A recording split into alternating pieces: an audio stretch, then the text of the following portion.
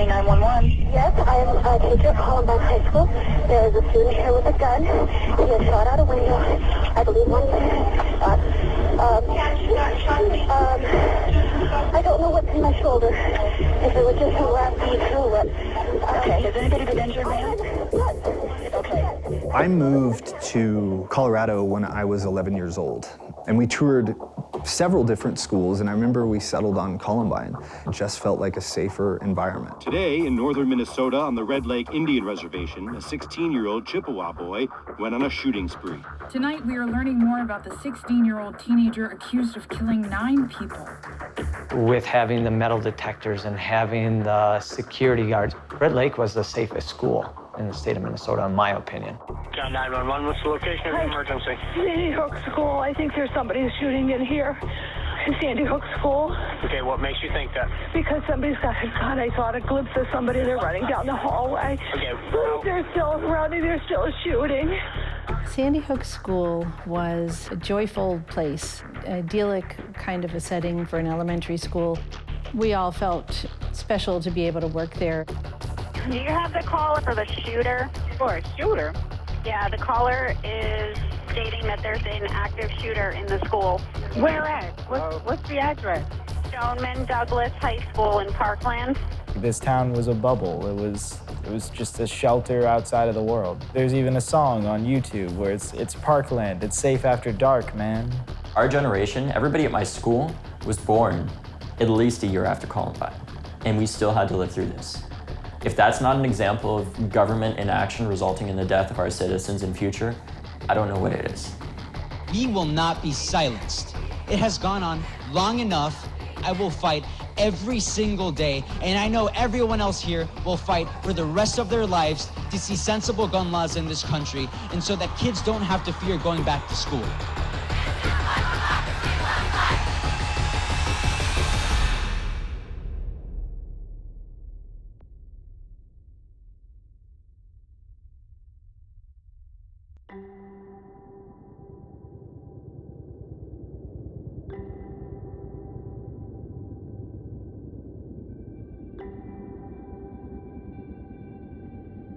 There's 2 places you're always told you're safe growing up, and that's home and school.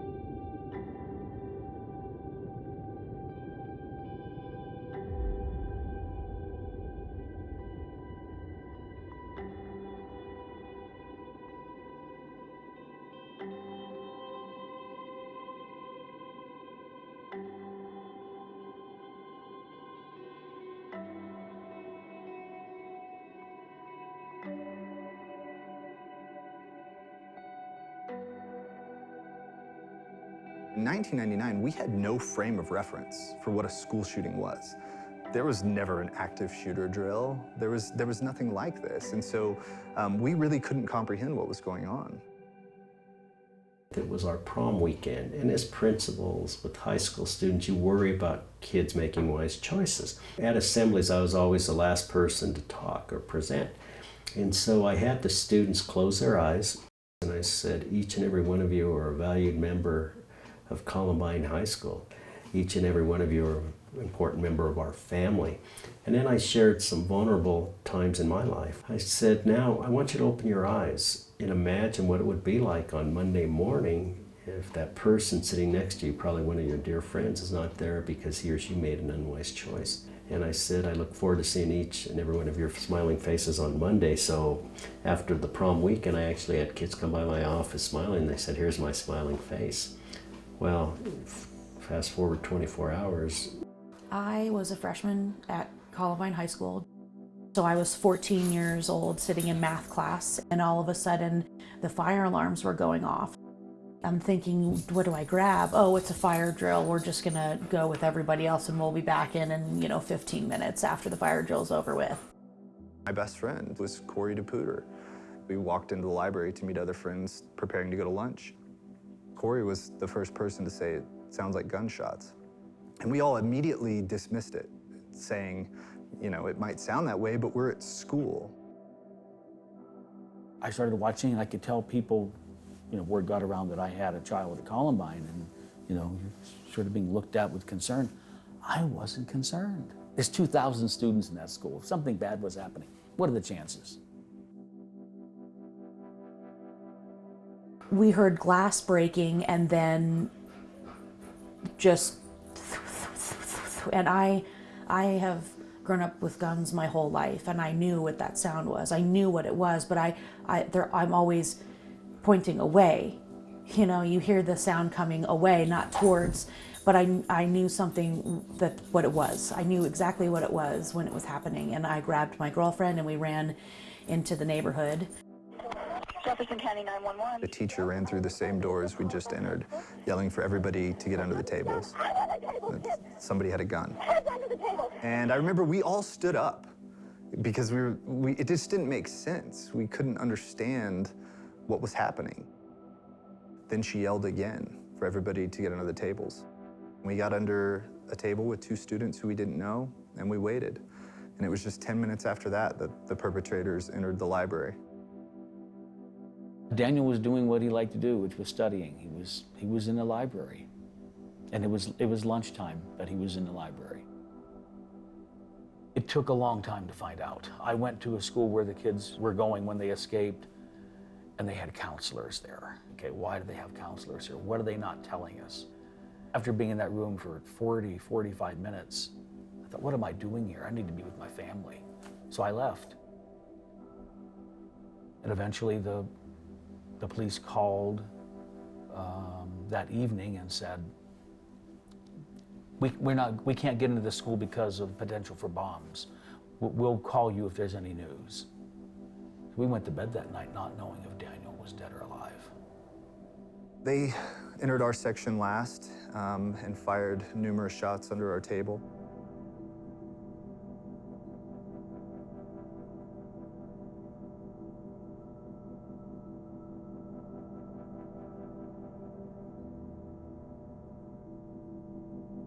And I was hit in my right hand and my left knee, and Corey was killed immediately.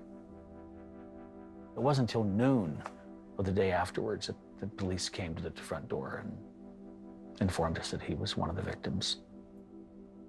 It was the worst 24 hours in my lifetime. Your child was murdered, and murdered by another young person. What happened? What went wrong here? What are we going to learn from this? It does still hurt. I mean, you're left to think, what would my son Daniel be doing today if he was alive? What career would he have? Would he be married? How many kids? Yeah, there is still that big empty hole in your heart.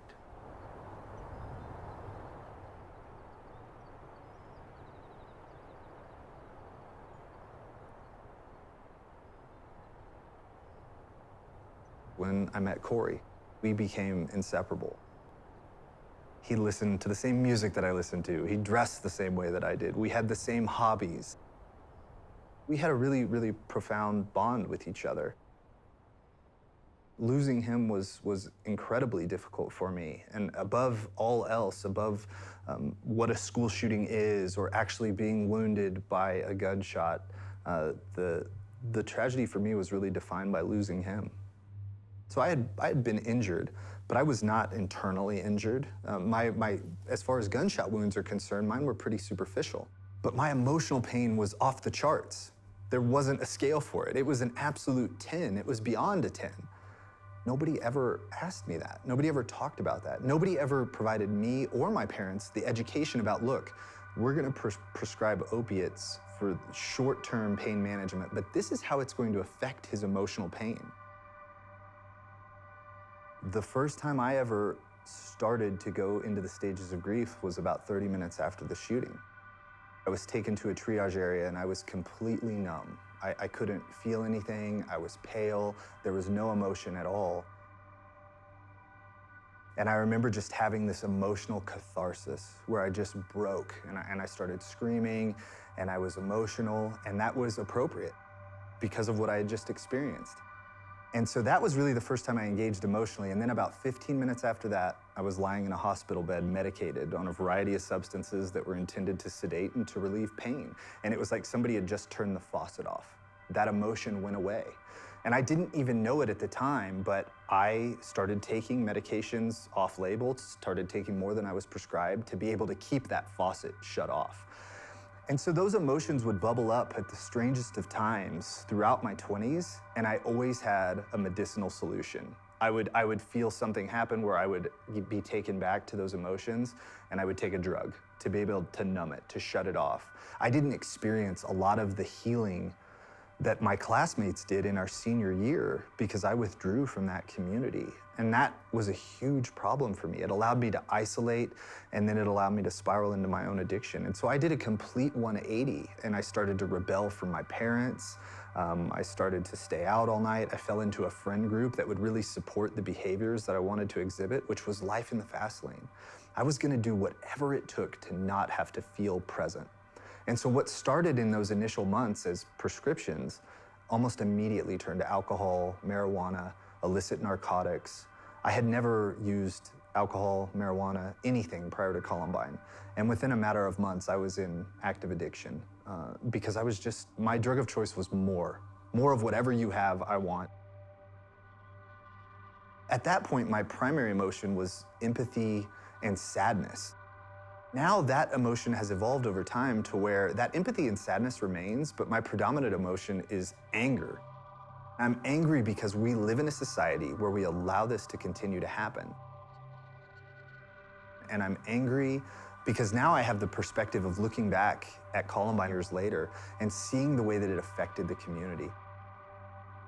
Seeing the way that that trauma wasn't contained to the student body, but it was now the families, the first responders, the families of the first responders, all of the addiction and suicide that has spiraled off of that trauma, and the way that those families are then traumatized. And then it turns into generational trauma. So what was initially a few hundred students directly affected at Columbine became thousands in just a matter of days. And then it became tens of thousands in a matter of weeks. And now it is literally hundreds of thousands of people who have been traumatized by the adversity and the symptoms that Columbine created that has spiraled. So when I look at this, I don't just look at it as a student body or a community directly affected. I look at it as a nation that is being directly affected by the way that this trauma spreads.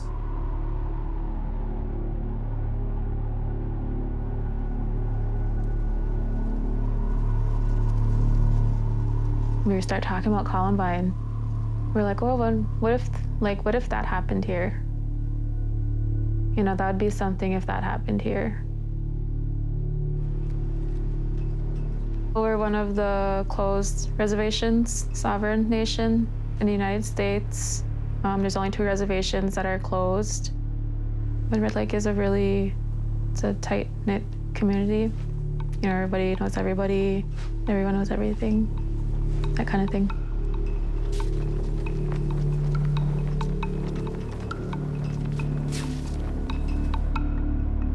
It was a Monday. I think it was about 2:50 when we start hearing gunshots. We heard a couple of them, and we all kind of looked at each other like, oh, I wonder what that is. Me, Ryan, and 2 others were sitting at our table, and we were like debating who's gonna go see what that noise is. Who's gonna go out in the hallway? Ryan said, I will. You know, he walked out in the hallway. We heard 2 more gunshots that were really close. And he come walking back in, and he was wearing a white shirt. And there was just blood squirting straight out of his chest.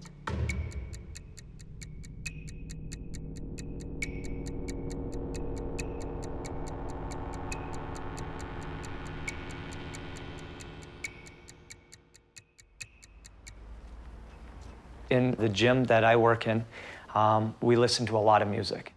First couple pops, I didn't hear. I had a student that came to the door, banging on my door to let him in. I shut off the music, opened the door to him, and he's the one that informed us that he saw the armed intruder come in. And I go out of the weight room, and right next to the weight room is the set of doors to go out in the hallway. We stepped over our security guard that was laying dead at the front doors. I barely went to high school after that. You know, because before the shooting, I was just a normal kid. I loved school. And then after that happened, it seemed like everything was just taken away. I've heard this before, like our innocence was just taken from us.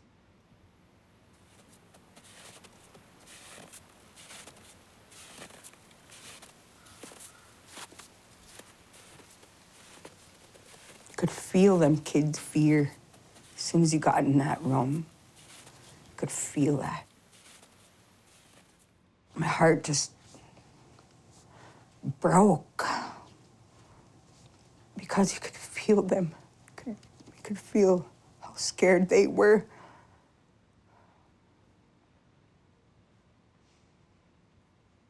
I knew these kids. I knew their parents. I knew their grandparents. That's what was so hard.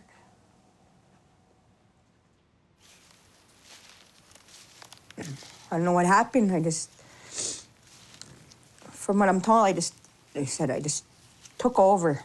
Started hollering orders, started telling them, do this, do that. I quickly and efficiently did rapid trauma assessment.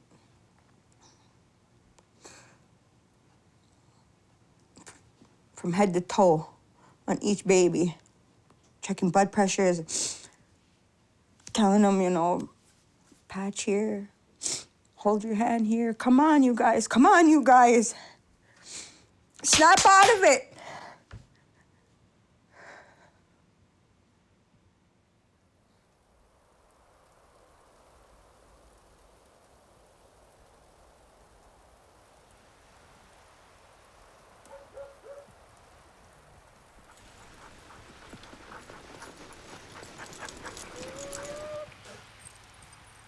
Teaching. That is something I always wanted to do all my life. It's just born in me. It's part of who I am. The week after the shooting, we got to go back in, and this is the tub of the things that we got from my classroom that we're able to get. This one. This was taken about 2 weeks before the shooting. That's me, that's Ashley, and that's Alicia. Ashley survived, I survived, Alicia did. She died that day in my classroom. She was fun. She was,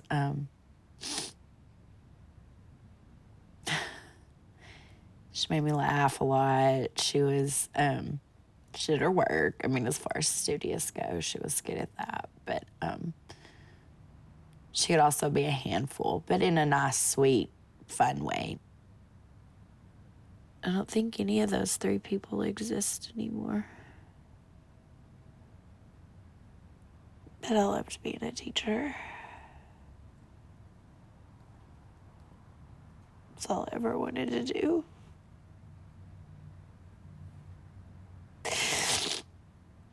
I can't go back. I just can't. I'll have to find something else to do someday.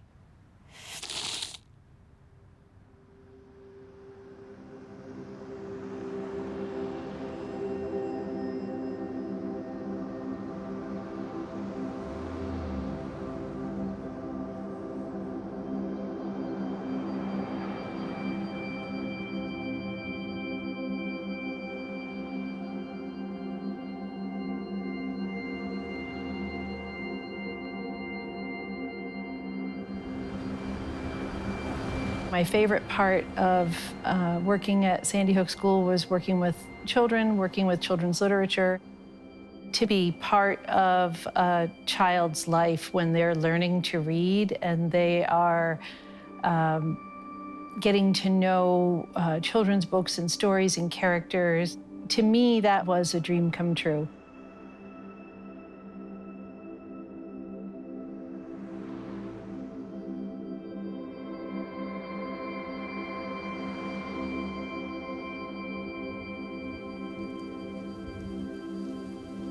We were in the library about 20 after 9 and sitting down, getting our lesson started. And that's when we started to hear some sounds that we couldn't immediately identify. And I remember saying to the class, "Everybody quiet down. What is that noise that I hear?" It was hard to identify because I don't think I've ever heard gunshots before in real life. It doesn't sound like it does in the movies. We went into lockdown mode.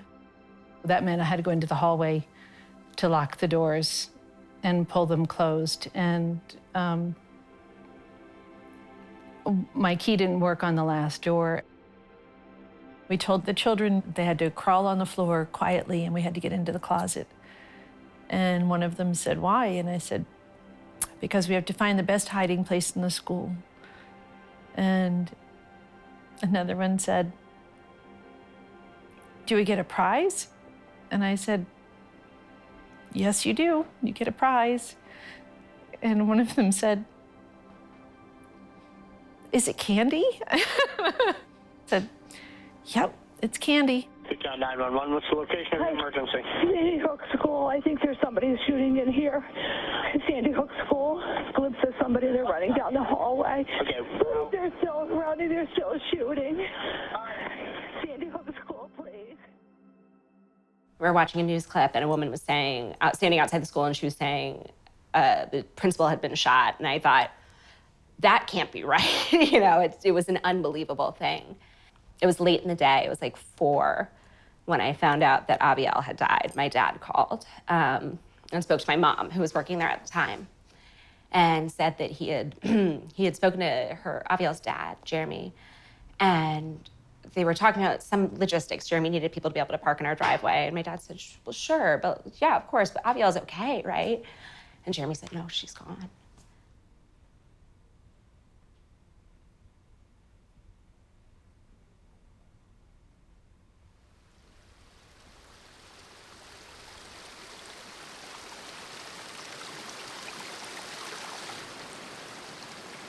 It's a community that has been just shaken to its core. For me, the immediate issue was it shook the foundation of my belief system. I couldn't walk into a store anymore and not think about where are the exits, where would be good places to hide, you know, how would we get out of here? I don't randomly choose a seat in a restaurant anymore. I make sure that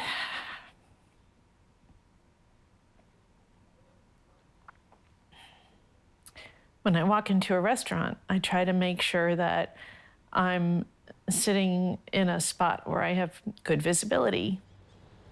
You know, in the immediate return to school, a book dropping in the library would send kids hiding under the table because it sounded like a gun. Those are the things people don't think about. They think life goes back to normal, and it doesn't. It doesn't.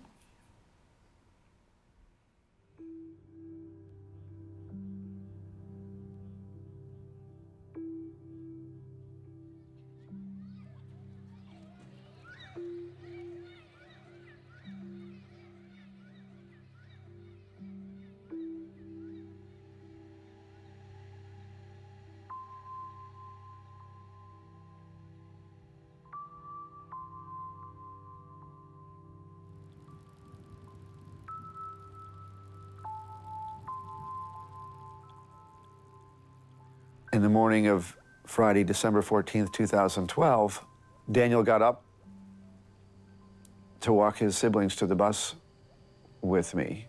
James's bus was at 6:30, and Daniel was up and wanted to walk him to the bus and hug him and kiss him and tell him he loved him. And then he wanted to do the same and walk Natalie to her bus at 7:30. And which is not unusual for Daniel to want to do that. He was very affectionate, and James and Daniel and Natalie were very close. They were always together. They were always wanted to be together. But for him to be up at that hour of the morning to do that was a first. And then at 8:30, I walked Daniel to his bus. And I hugged him and kissed him, and he told him that I loved him. And off the bus went, and I went back to the house. I started getting text messages and emails and phone calls about a lockdown in the district, which, as we know, happens. I didn't give it a whole lot of thought. I thought it could be a drill or something. And then I started getting more detailed information that there were reports of a shooting at Sandy Hook Elementary School, which was just very foreign. And I flew down to the school and arrived on this scene like nothing I'd ever seen before, with more emergency vehicles and personnel in one place than I've ever seen. And I started immediately gearing up for how to have this conversation with this very sweet, caring, sensitive, compassionate little boy, and how to explain to Daniel, about this horrific tragedy. The lines were getting smaller as the kids were being collected and brought home by their families. And then they brought everybody who was left into a room with the governor and the state police.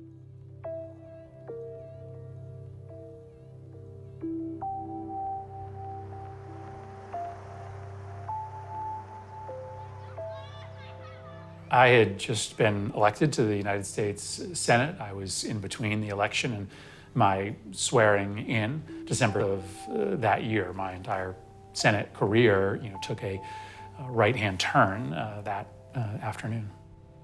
Well, I remember feeling, really helpless. I'm not a police officer. I'm not a first responder. I'm not a psychotherapist. I didn't fit any of the job descriptions that were necessary that day.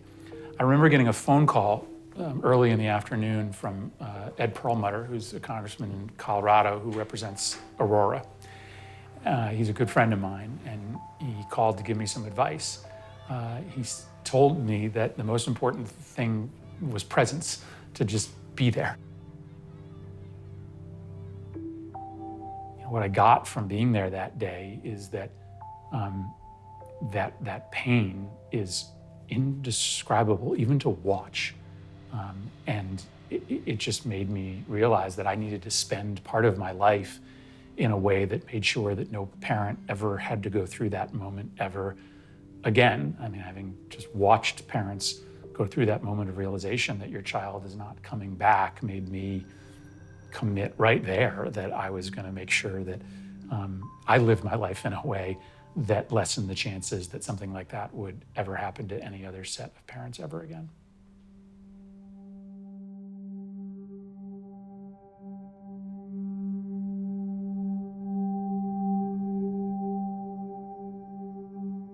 A lot of people ask the question, if Sandy Hook didn't fundamentally change the political calculus on guns in this country, what will?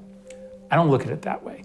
I think that we are confronting a political movement that has been built by the NRA and other gun lobby organizations over the years that was formidable, and that we are engaged now in building slowly a political movement that will ultimately be as strong as the gun lobby is. I want to close by telling a story that I told during my first speech on the floor of the United States Senate.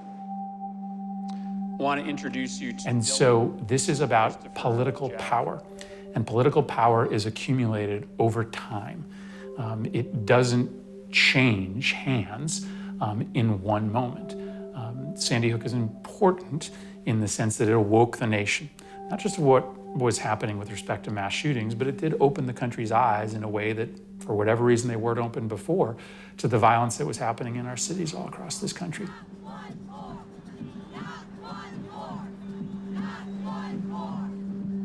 One of the tragic miracles of Sandy Hook is all of the different ways that parents have chosen to honor their kids in small ways and big ways.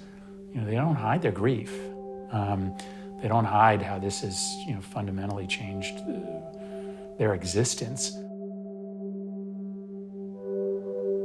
21st grade children had been shot to death, along with 6 teachers.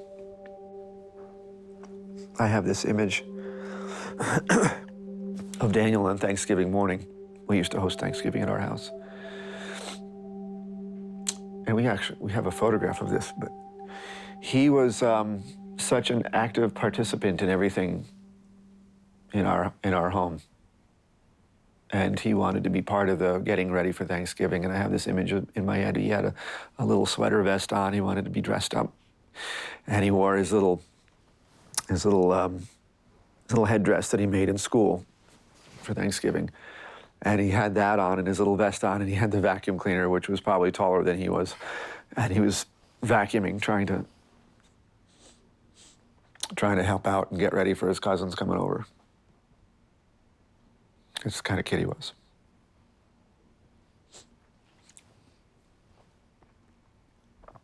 Five years later, I can't wrap my head around the fact that my little Daniel is gone, and that he's gone forever. I'm just never going to get used to that. And he's gone because of somebody else's choice, which is a hard pill to swallow.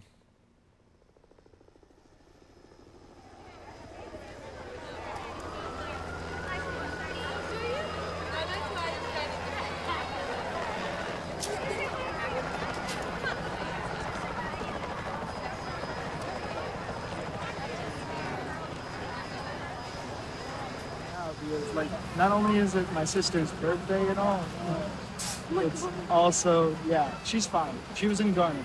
He pushed that big desk and barricaded the shit out of it. Someone thought I called the fire alarm. I was in his bathroom and I ran back as fast as I could to Falk's classroom. Who pulled the fire alarm? No, I don't know. I assume it was Nick. But No, I was following you because you said you were going to get... So I followed you out and then it rang, so I ran back. Yeah, same. But I'd only just gone out the door. You okay? Anybody need paramedics or anybody's hurt? Did anybody physically see the shooting itself? Not a video, just either way. No. You're probably going to be transferred to Marriott where your parents are going to pick you up. 911, what is your emergency? Shooting up Marjory Stoneman Douglas. Someone is doing what? Marjory Stoneman Douglas High School is being shot up. Are you at the school? I can't hear you. It was Valentine's Day. My teacher had flowers, but he said they weren't his. But I was like, how come he got flowers and I didn't? So this is like a normal Valentine's Day. I woke up, I scoured really quickly for a gift for my girlfriend, took my sister and her friend to school, and then after that, just the day went on like normal. We hear fire drill go off, and we're like, that's a little weird, because it was the second one of the day. And I started walking. A couple people of administration were yelling at us, go back inside, go back inside. We hear over the announcements, evacuate the building. And then within 30 seconds of that evacuation call, some teachers freak out. They say, get back inside, code red, code red. And this boy who was in my class was knocking on the door to get in. Right after that, gunshots started. I saw the boy through the window, and he kind of looked the way of the gunshots, and he just looked really scared, but we kind of just went to the corner of the room, and no one could let him in, because even if it was like a drill, which everyone thought it was at first, you can't open the door. I was one of the last people to get back into the room. Everyone was huddled in the corner.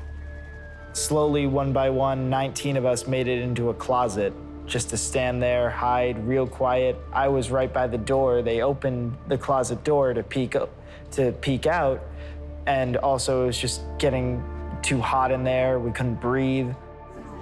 Holy shit. Oh my God! Oh my God! And then I heard more gunshots. And at that point, I was just thinking he was gonna come in, and there's no other way to really say it except that I just thought I was gonna die there. I was just so in shock. I wasn't even thinking, are my friends dead? I didn't cross my mind.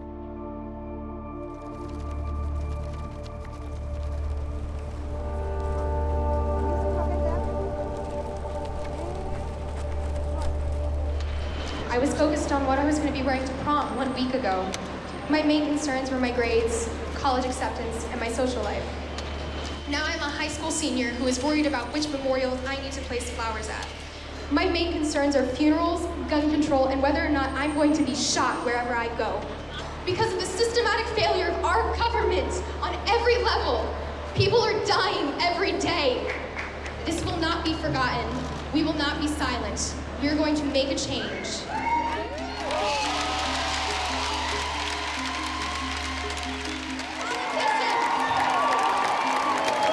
Politicians who sit in their gilded House and Senate seats funded by the NRA telling us nothing could have ever been done to prevent this. We call BS. They say that tougher gun laws do not decrease gun violence. We call BS. They say a good guy with a gun stops a bad guy with a gun. We call BS. They say that us kids don't know what we're talking about, that we're too young to understand how the government works. We call BS. No more death, no more death, no more death, no more death. What's so unique about the Parkland student body is that these are students who weren't alive at the time of the Columbine shooting. So they were already frustrated before this occurred because they've seen it occur literally hundreds of times in their lives. They are our students, our teachers, and our coaches. And they died because you failed. Kids are dying and no one cares. Shootings are happening. 8 shootings have happened this year, school shootings. I don't want to wait until 30 more happen. They're listening to us for the moment. We have to take this opportunity to push forward and make sure that this stuff never happens again. That every couple years, that every couple months, you don't have another shooter out there being able to kill many, many people through weapons of war. They've grown up their entire lives doing frequent active shooter drills. And having talked to many of them, there's not one of them who ever felt like that was appropriate. They're like, why are we teaching kids to hide better instead of focusing on solving this problem?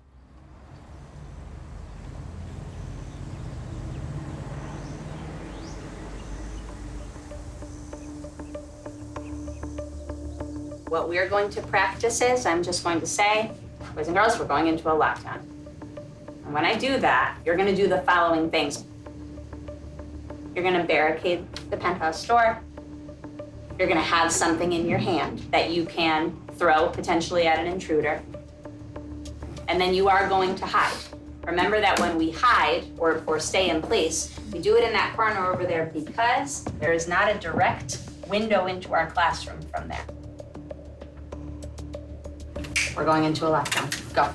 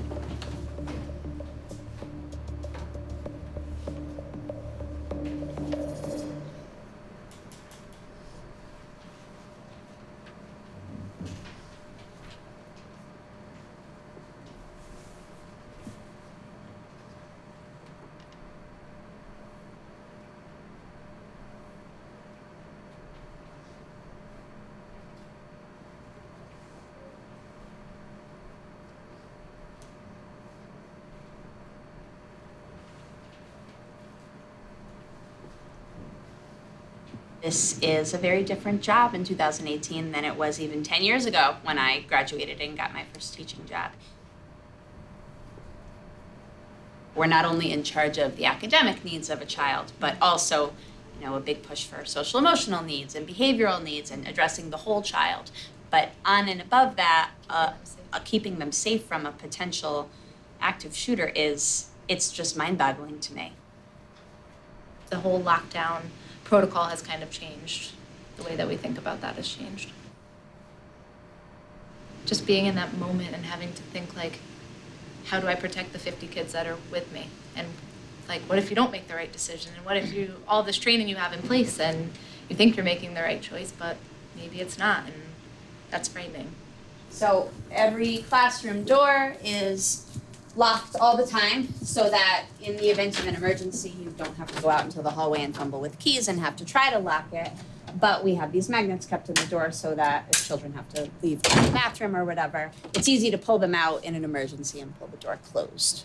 So these are the toilet kits that we already use in case of an emergency. And if we're locked in the room for a period of time and have to stay here and can't go anywhere, then obviously there's going to be potential for someone to have to go to the bathroom. So in this bucket is a tarp that we can hang and create some sort of a privacy barrier. There's duct tape. There's toilet paper.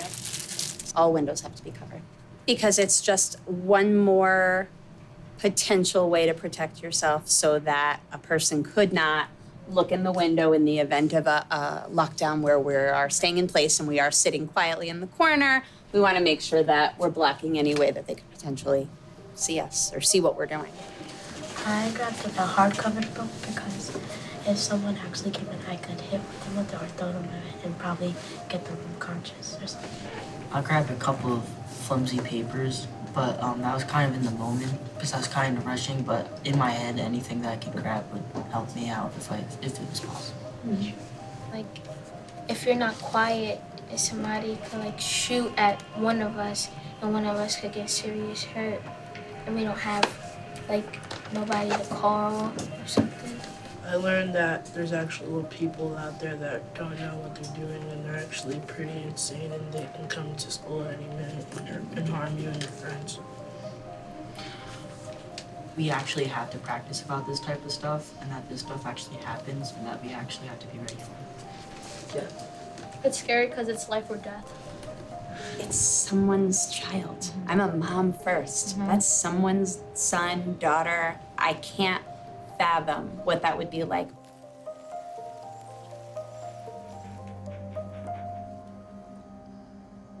You remember telling me about how you had to find a hiding place? Yeah. Okay. And my hiding spot was behind my teacher's desk. And why would you hide? What would be the reason? Because if someone that's not supposed to be there that steals children, we have to hide so they don't find us. When you hide, what are you supposed to do? How are you supposed to act? Quiet. Very quiet. Did Miss Rosenberg tell you why? Why do you have to be quiet? Because if they hear you, they'll listen to where you are and then they'll find you. We separate in different places. So when he's in one place and we're all around him, he might not be able to find 1, 2, 3, 4, 5, 6, 7, 8, 9, 10 all at the same time. So that's why we try to hide in different places. How would you feel if Mrs. Rosenberg told you you have to hide now because there's a dangerous person at school? Scared. How come? Because I would be afraid that he would catch me. If you have a 5-year-old out there who's worrying about wearing twinkle-toe sneakers because they don't want to be seen by a school shooter, that sort of mentality causes trauma, and that trauma builds with them. And we are causing these generations to build up in fear.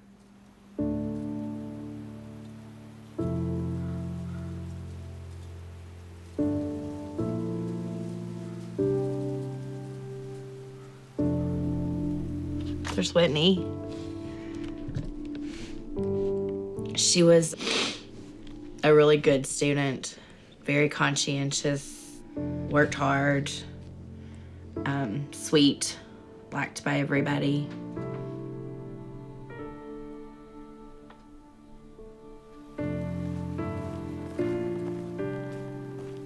Our traditional way, we're only supposed to grieve for 4 years.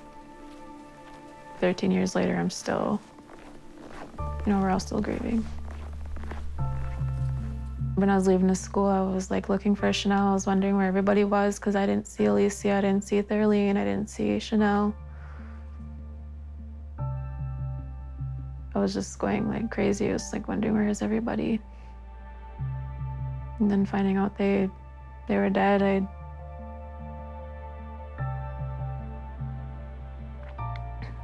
I did go crazy. I live with survivor's guilt. they're gone and I wanted to be with them. That May of 2005, I hung myself because of that. Because it was like everyone kept leaving. Everyone that was supposed to be there left. I was battling those demons and I wasn't coping or healing the way I should have been. All those years when I should have been healing, it was just bottled up inside. I never talked about it. I would just drink, smoke weed. That's all I did to grieve those years. Alicia, Darlene, Chanel, I have dreams of them. And I get so happy to see them. I still remember everything about them. But I love having dreams about them. I don't want to wake up.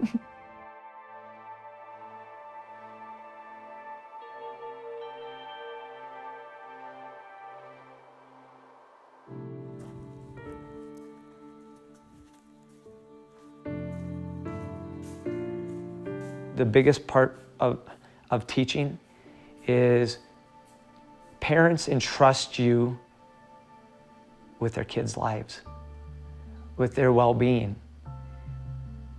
And after that shooting, they took that away from me. I ended up resigning from Red Lake because I wasn't sleeping and I was having a lot of nightmares. And because I was not sleeping because of the nightmares, I was hallucinating a little bit and I was seeing things.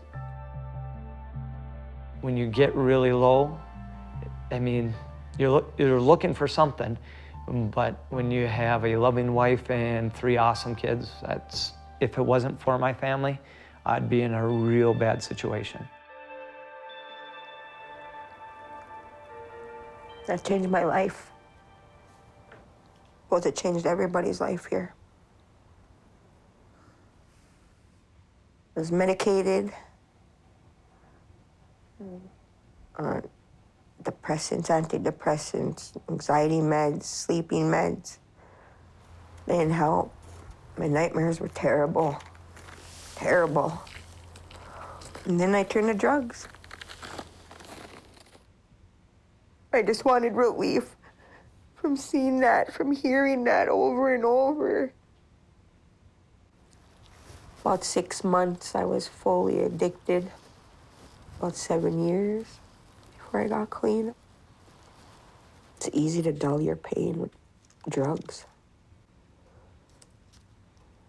For some, it's the only thing that's keeping some alive. I really think pain can kill you.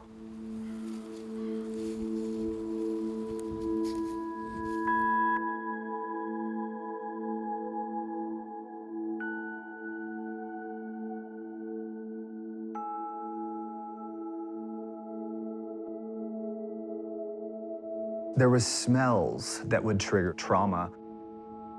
There was places. There could be specific people that would bring things back for me. The emotional pain from Columbine was so profound that I just detached from it. I turned to substance abuse almost immediately and started medicating that emotional pain with drugs that were intended to treat my physical injuries. I was gonna do whatever it took to not have to feel present. And so what started in those initial months as prescriptions almost immediately turned to alcohol, marijuana, illicit narcotics. I had never used alcohol, marijuana, anything prior to Columbine. And within a matter of months, I was in active addiction because my drug of choice was more of whatever you have, I want. I stayed in treatment for 14 consecutive months. And that's really what it took to allow my brain to heal and to be able to go through the stages of grief that I should have been going through at age 17 and age 18.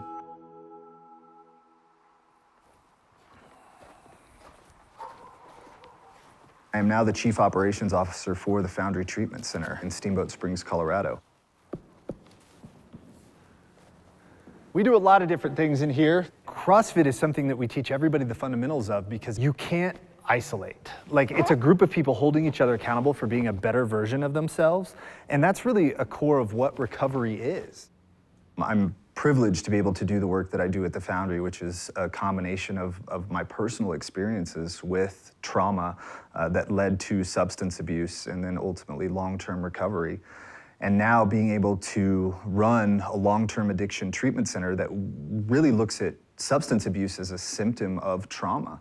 And if you're not focusing on the underlying issues that are creating substance abuse, you're really only scratching the surface, and it doesn't really work that well. So we keep people in treatment from 6 months to a year, to where when they go back into society, they can respond to their environment much different than they did when they entered treatment. This wall is our graffiti wall. We try to keep it specific to affirmation and things like that. So you'll see everybody's done it in their own creative way.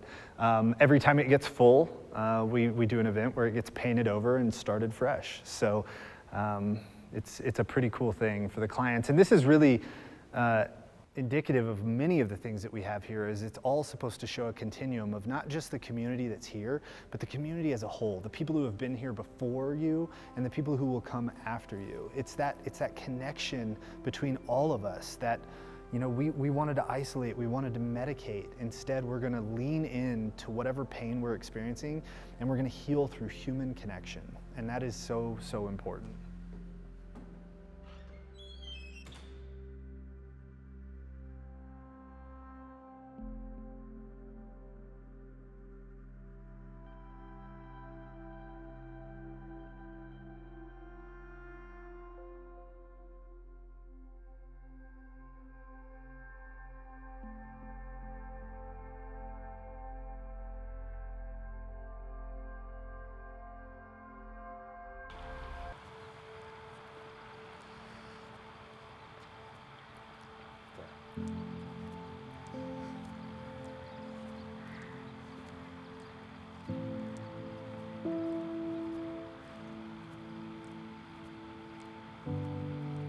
I feel like Austin is a victim and a survivor.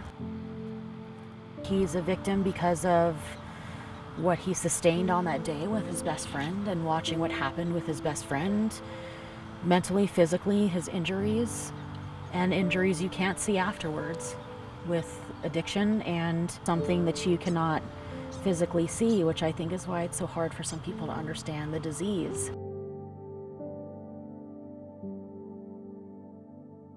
When you see kids that were struggling from addiction, you know, it's a disease also. Really, I truly believe what Austin went through was a disease, and he talks about it, and unfortunately it cost him his life.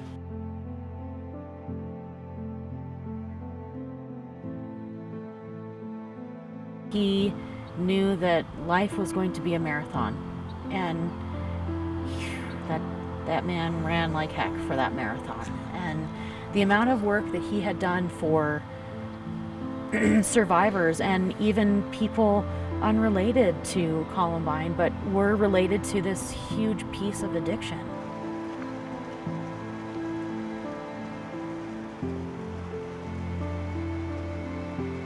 He was a very strong person, despite what the end of that piece was for his life. The amount of good that he did is not something that very many people in the world are capable of doing. And that man was definitely capable of doing that and did it very wonderfully, looking from the outside looking in. He seemed to me like a very strong person, and I want people to remember that piece about the work that he has done.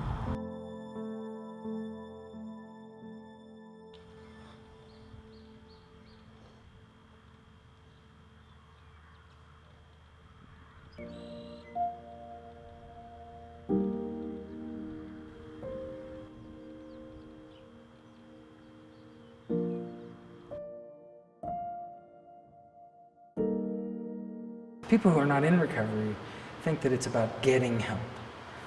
It is, but it's about fellowship. It's about giving something back. And I think that's what he saw it as, his willingness, his ability to maybe help others by, at times painfully, telling his own story.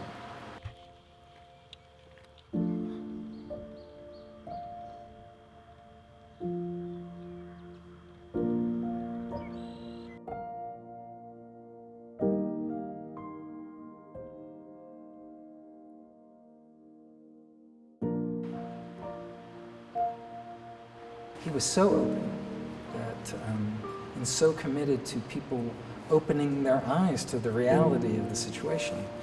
At times risk to re-traumatize himself. That's the thing that will always stick with me about Austin, that he was pretty fearless in his commitment to not only informing people, but sharing himself with people. Everyone was so proud that someone from this small treatment center had such a major national presence and was able to help as many people. His TED Talk, clients would watch the TED Talk and then he would be here and they would say, well, that's the guy from the TED Talk. And it's like, I got a chance to meet him. So his presence was sometimes larger than life. It gave guys trying to do the same thing that he was trying to do a sense of hope.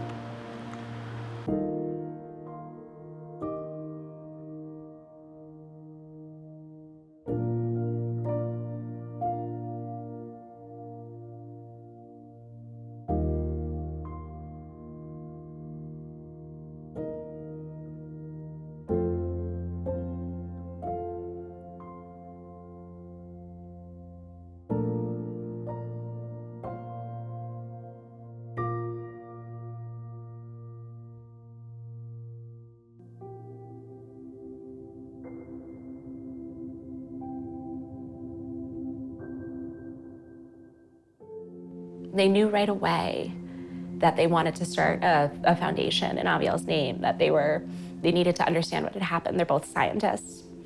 And that's what they asked, like, how does this happen? What's happening in the brain? This isn't, we say mental health, but it's a brain health issue. It's just another organ. And they said something's wrong here. So that's what they've decided to do. And so they definitely poured themselves into that work. Starting the Aviel Foundation to study brain health and also like community engagement, like what's happening wrong in the brain, but also what's happening wrong in the world. They've really amazed me with what they've been able to do. Of course, they're incredibly sad. Their hearts are never gonna heal from that. And none of us really understand what it's like, but I think we should all try. In the Aviel Foundation, that's actually their tagline is, you can't imagine. People kept saying to them after the shooting, I can't imagine. And they said, could you try? Imagine that your child is dead. You're never gonna see them again. This is where we're at, and this can't happen anymore.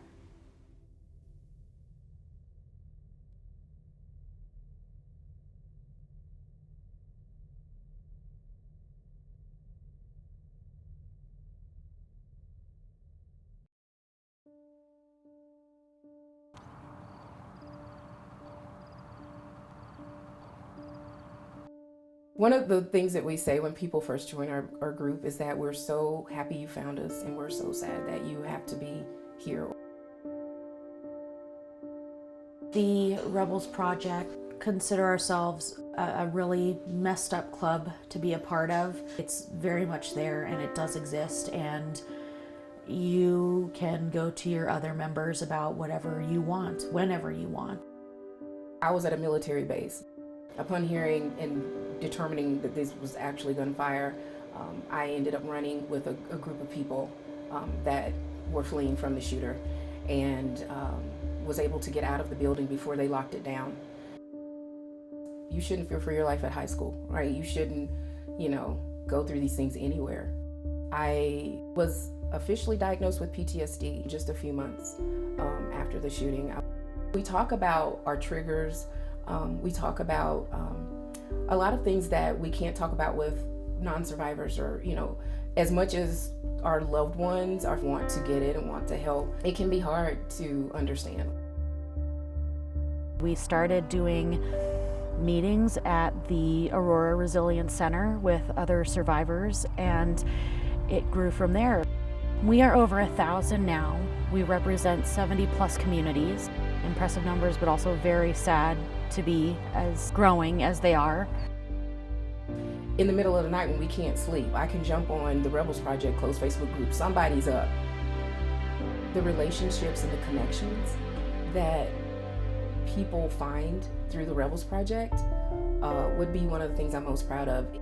We're not going anywhere, and we're not going to forget you. We're not going to forget you, even when the cameras go away and, you know, nobody quote unquote cares anymore about your tragedy, your trauma. We're still here. We still care. We still feel hope, you know? We still feel that hope is there.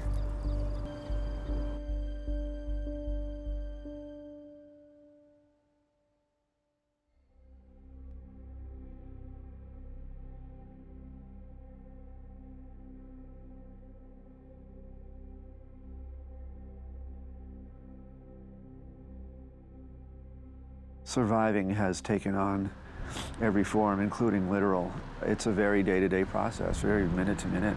Any little thing can set you off, and it'll blindside you. I'll just experience something that'll take me back or remind me of Daniel, and I want to hold on to a sweet memory and enjoy, you know, the happy times with Daniel. And for me, it quickly just disintegrates into just real sadness, like a real deep, profound sadness that that's almost tangible to me, but I can't find an appropriate word to describe it. It's a deep sense of longing. I am a co-founder and one of the managing directors here at Sandy Hook Promise. So Sandy Hook Promise was really began in its conception in the days following the tragedy by members of our community here who were meeting in the library and meeting in folks' kitchens with just this nucleus of an idea that they wanted to try to do something. This Stop Violence Act briefing here. On the 11th? Yeah. So yeah, and you would have to travel to DC for that, I'm assuming. Yeah. Okay. So I've kind of... That's the following week after the staff meeting, right? Correct. That's even after the 4th of July. We did a lot of careful thought and research and interviewed everybody, law enforcement, parents, teachers, gun owners, non-gun owners.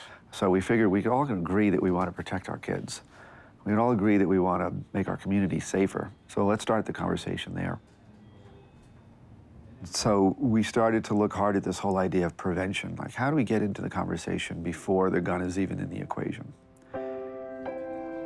Some more research led us to realize, to understand that when somebody takes their life, they talk about it first. Before somebody hurts somebody else, they talk about it first. 7 out of 10 people who complete suicide talk about it to other people first. 8 out of 10 of these horrific mass shooters talk about it first. So they're giving off warning signs. So now imagine if people around them knew what to do with that information. So that's what we do. So Sandy Hook Promise is doing that. We're training people how to recognize, how to read those signs and signals and get somebody help before it becomes a tragedy. And it's working. We've already stopped school shootings. We've already prevented suicides. The more we grow and the more we scale and the more people we train how to read those signs and signals and take those next steps, the more lives we'll save. And so I feel like that's the best way that I can honor this profoundly aware and compassionate little boy who was going to be a powerful force of positive energy in this world.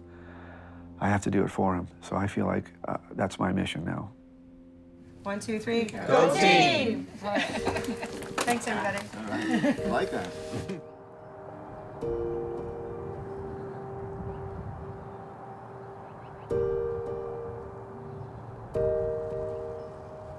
This has happened. I mean, I have to go on with my life.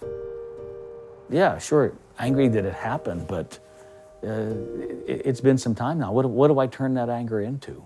And to me, I want to turn that anger into action.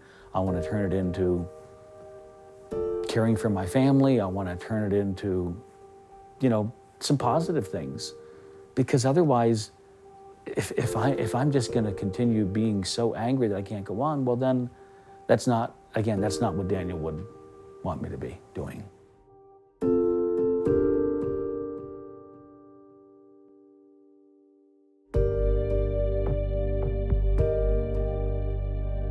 Well, Tom Mauser, as a parent, of a child who was killed in one of these shootings was really one, I think, the first person, or one of the very first people who was able to find the courage within himself to stand up, talk about what he felt like, what it meant, what happened to him. So he allowed parents from all over Colorado, all over the country, to connect with what it could mean, that it could happen to them, and begin to create that kind of, I think of it as a net of empathy that kind of helps pull people together. I'm on the board of directors, and I'm also the spokesman for an organization called Colorado Ceasefire. We are the leading gun control advocacy group in the state, fighting for stronger gun laws. We have a political action committee that gives money to candidates who support our kind of position. Got to fight for the right people to be in office. He's been dogged in trying to figure out, how do we get something like a red flag legislation done? How do we really aggressively deal with making these occurrences less and less likely? A red flag law is one that, it's a law that allows family members or law enforcement to go before a judge, prevent evidence of a person who, through their dangerous behavior, could be at risk of harming themselves or others. Not just others, it's themselves, so that could include suicide. And if the judge agrees, the judge can remove guns from that person and not let them to purchase anymore. It's temporary until the person can prove that they're okay. But in so many of these cases, I think it could have prevented tragedy.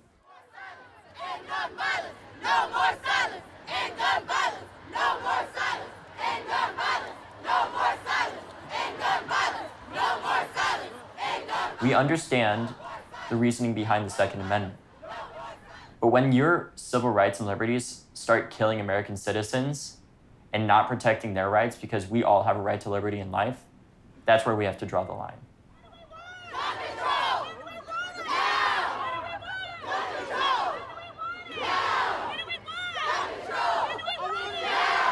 It's not just, I want guns gone, and I know it's a process, but I just want one small thing. I want change to start in legislation, because everyone's talking and nothing's happening yet. They say they care, and I think that's what's so frustrating about the thoughts and prayers phrase, because you're not actually giving us your thoughts and prayers if you're not doing something about it.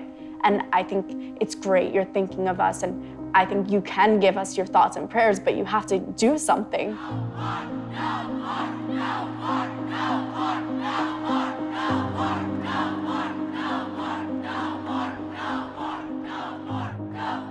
I mean, just to see that there are people out there that do support this, that we have to see that their change needs to occur, that even though lawmakers aren't moving on it as fast as the people want to, that they need to get up and see that this is a problem, and maybe our solutions that we propose aren't the best, but it is still one course of action. If any course of action would be better than inaction.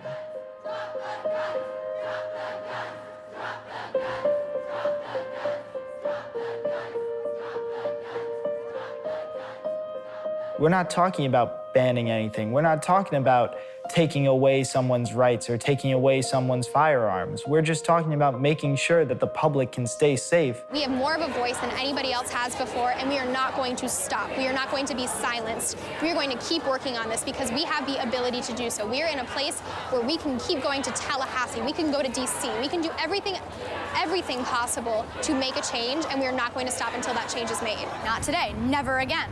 This is not going to happen. And I'm not gonna let anybody say that this is how I should be feeling, because I know how I should be feeling. I'm the one who experienced it. We are the ones who experienced it. Those are the people who should be feeling what we're feeling. We're the ones who should be telling them what we're feeling and how they should be feeling and how they should be reacting. They're not the ones who should tell the victims, you're doing it wrong. When our voices aren't being heard, that's the point of America, is to have your voices heard. I've said over and over again, my greatest frustration since coming to Congress is that it's been now over 5 years since Sandy Hook. And nothing was done when 26 and 7-year-old kids, babies, were slaughtered, and their brave teachers and administrators. And nothing was done year after year after year. We can talk about how powerful the NRA is, but they're not as powerful as the force that these kids are going to be today and tomorrow and for the rest of their lives.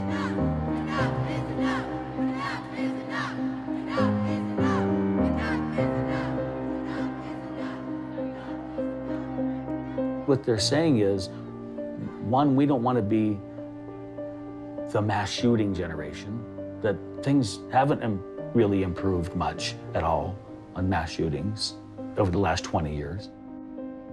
And also, I think they're asking themselves, is this the kind of world we want to live in? When they see what the gun lobby has to offer, is that the only thing that you have to offer? That's the solution? I think they're saying, no, we got to go another way. The issue of background checks is controversial nowhere else in the country but the United States Congress and a handful of state legislatures. The NRA has created the reputation of controversy around the issue of gun laws. It's not that controversial. The vast majority of Americans think that assault weapons should be off the streets, think that people should get permits before they buy weapons, and that everybody should get a background check. And what we need to convince people is that this isn't as difficult a political issue as the gun lobby would make you think it is. The National Rifle Association had been such an effective lobbyist with the Republican Party, and provided so many resources for their elections, that even though every single Republican I knew in business supported universal background checks, I could not get a single state senator who was a Republican to support universal background checks. And we finally went and got the facts for Colorado. Well, it turned out that 38 people convicted of homicide tried to buy a gun in Colorado in 2012, and we stopped them. 133 people convicted of sexual assault tried to buy a gun, 620 burglars. All in all, there were 3,000 violent criminals who tried to buy a gun and got a background check, and we stopped them. I want to be able to take some of this common sense, common ground, and apply it nationally, and go to a bunch of different states and get them all to do background checks and use that momentum to get it done on a national basis. It's, to me, keeping guns out of the hands of dangerous criminals, dangerous people, is pure basic common sense. The good news about the legislative work we're doing is that it's not guesswork. States like Connecticut that have adopted strong anti-gun violence measures have seen dramatic reductions in the rate of gun violence. We have been getting stronger as a movement every single day. There have been state laws that have changed. There have been referendums that have passed. There have been anti-gun violence champions that have been elected to state legislatures and to Congress. There have been organizations started that didn't exist prior to Sandy Hook. We're not as strong as the gun lobby is. It may take us another 5 years to get there, but we're on a journey. The Parkland students are, they're one of the models that make American democracy so great. That they experienced something, an event that no one should ever have to experience. They suffered that trauma, and they did get counseling, and they were able to kind of rise up through that pain and say, we're gonna make a difference, and we're gonna do everything we can to make sure this doesn't happen to every people. And America listened. America turned the dial and paid attention to what they were saying, and is beginning to respond. I think we might be at a tipping point, right? For the first time in a long time, where people are going to say, yeah, this is something we should address. We can address. We have to address. If you listen to them, they don't want to talk about why things haven't happened. They want action. 17 lives were tragically taken from this school and from our community, but beware the kids who lived, because they're going to change the world.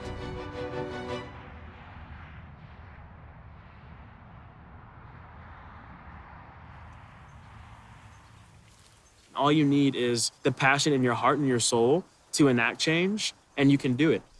I got involved after Parliament. These kids who were juniors, seniors, sophomores, freshmen in high school felt so pissed off and impassioned.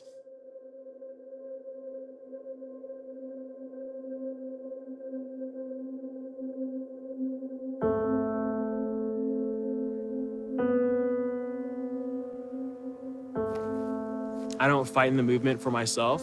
I don't fight because I survived the shooting. I fight for every generation behind me. It's for everyone who's not been affected yet. It's for them. I'm Marcel McClinton. I'm a 17-year-old high school senior. We're the generation of gun violence, and it affects tens of thousands of people every single day. Young folks are so pissed off. There's no urge to trust adults to handle this issue because they messed it up the first time around. If you're not at the table, you're on the menu. And that's beyond true. And we see that with minorities, we see it with young people, we see it with older folks, we see it with women, with survivors. You need to have a seat because it is almost impossible for someone who has no connection to this issue whatsoever to possibly feel what we feel. You can't make it up. I can describe it to you, but you're not gonna be able to feel what we feel. So I'm running for city council, at-large 3, which represents the entire city. So I'm not running in my district, I'm running to represent the entire city because I feel like I can make greater change for the entire city, looking at it with a bigger picture in mind. Gun violence and violence and how we police our streets are number one on my list. Look at what's going on. It's look at who's running for office. I'm pissed off, I'm frustrated, I'm hurt. All of that is my fuel to not stop. And so I think that we have pressured so many lawmakers to highlight and run and fight for this issue. And I'm hopeful for change at the local and state level because I know that that's coming. Yeah. For 5 hours.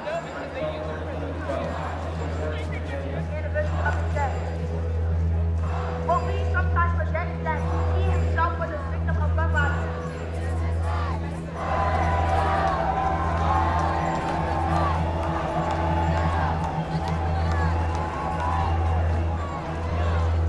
We have to show the world that we can do stuff too. Just because we're younger than you doesn't mean we're powerless, doesn't mean that we don't have that voice. We have to show that everyone has it, everyone's able to use it, and we can move mountains.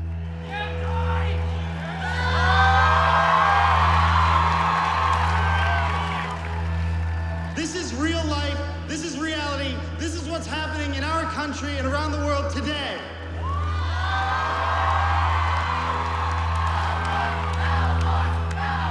I've been amazed by all of the walkouts that have been taking place over the past 5 weeks. And these walkouts have been criticized. They've been told that it is a disruption to the educational process. And I say to them, the real disruption to the educational process is staring down the barrel of a gun. This is not a political issue. This is a human issue. This is public safety.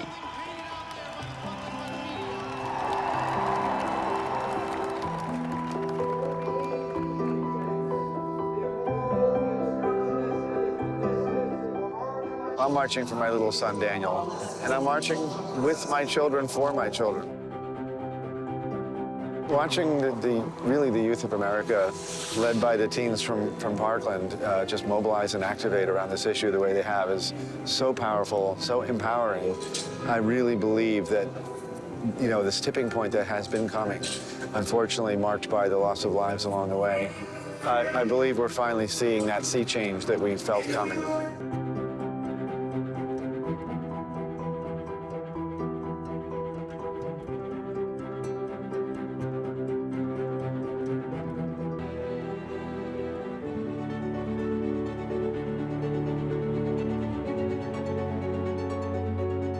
So, I say to those politicians that say change will not come, I say we will not stop until every man, every woman, every child, and every American can live without fear of gun violence. And to that I say, no more.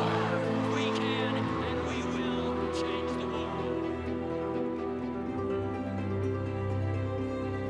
these actions will only be taken when people still remember this incident, because sadly, people can and will continue to forget these incidents.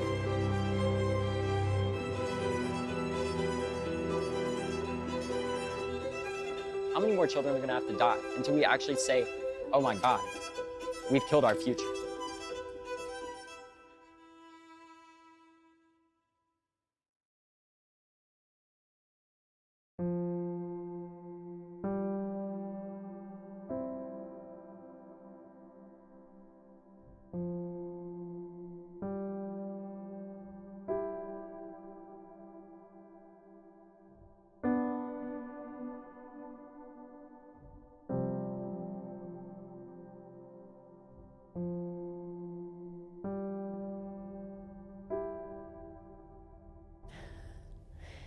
She made me laugh a lot. She was, she did her work. I mean, as far as studious goes, she was good at that. But she could also be a handful, but in a nice, sweet, fun way, not ever mean. Not ever mean.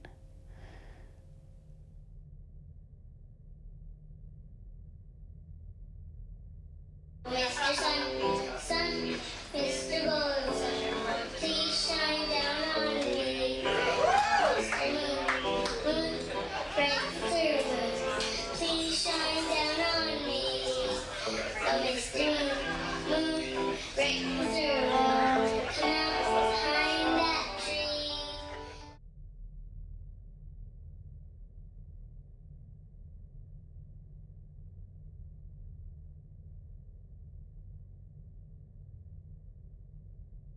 I remember he used to stay the night so often because we were planning our next fishing trip or we were going to play golf that my parents used to just refer to the guest room in their house as Corey's condo because he would spend the night so often.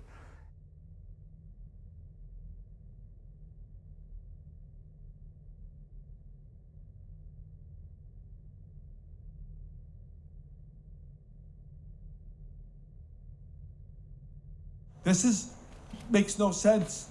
This is impossible. My girl, my 14-year-old baby. And for those of you who know my Jamie, she was the life of the party. She was the energy in the room. She made people laugh. And yes, sometimes she made us cry, but she was always known. She always made her presence felt.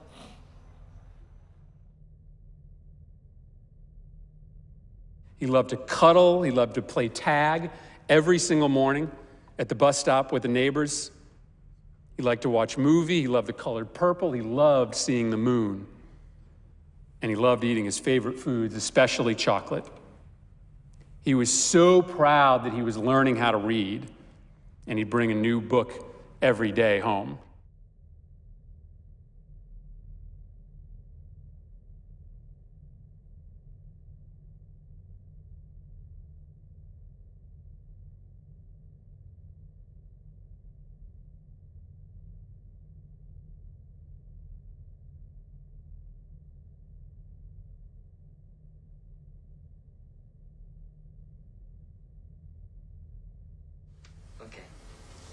Now we got me saying, just relax, take it easy. This is Franklin. There. This is Franklin D. Roosevelt's first inaugural address given on Saturday, March 4th, 1933.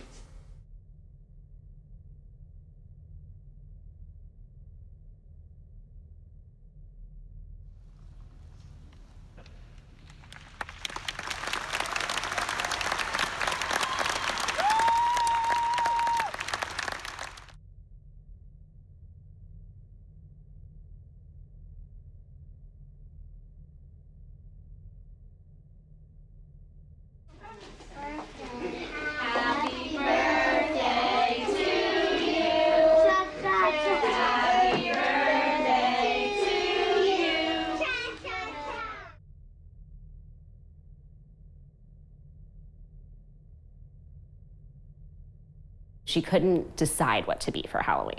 She wanted to be, I think it was a fairy, and she wanted to be a cat.